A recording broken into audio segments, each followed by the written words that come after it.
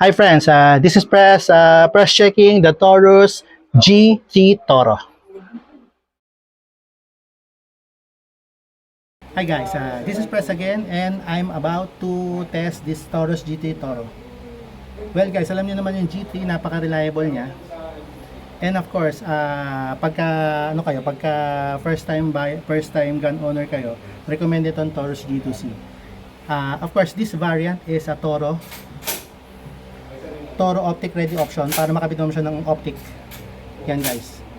Meron ako nito na non-Toro. So maganda rin yung option kayo na ganito. So yun guys, loaded din siya ng safety, manual safety, firing pin black and trigger safety. So okay din siya guys, maganda siya. Sabi ng Taurus full size siya, pero I consider this a subcompact kasi maliit lang siya eh. So bagay na bagay siya sa home defense and of course sa mga budgeteers natin. Maganda nung Taurus G2C. So ano bang hinihintay natin? Let's test it out the Taurus G2C. Hi guys, this is Press. Check naman natin tong Taurus G3 Toro. Yun guys, kung nanonood kayo ng mga video ko, di ba? Testing ko yung G3 ko, non-Toro yun. So ito naman guys, it is a Toro version. Kinabitan ko siya ng Vector Optics 19ii. So ang ganda niya guys. Pakaganda. So, test natin. Firing!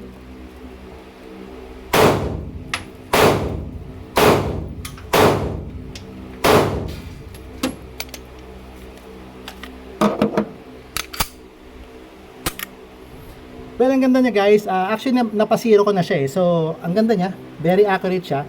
Bagay na bagay yung 19ii na Vector Optics sa kanya. Ang ganda guys. Napaka slick. Napakaganda guys. Ayan. Hindi kayo magkakamali dito. Pwede niyo siyang ng mga tactical rail. Yan, pwede niyo siyang light dito para suabe-suabe. Ang ganda rin niya for home defense and of course, ang ganda rin niya, a must have for every gun enthusiast. Pwede rin siya sa mga first time gun owner. So, ang ganda rin niya. Recommended siya. Hindi siya masakit sa bulsa. Napaka-affordable and of course, very dependable. Diba? In times of needs, kayang-kaya mo siya. Pwede siya sa competition, pwede rin siya sa home defense, pwede rin siya for carry. So, yun guys, ang ganda. Paputukin pa natin siya guys.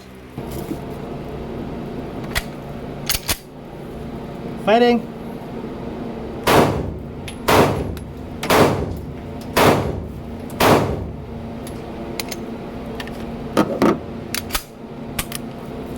Yun guys, natisuli natin tong Taurus GT Toro.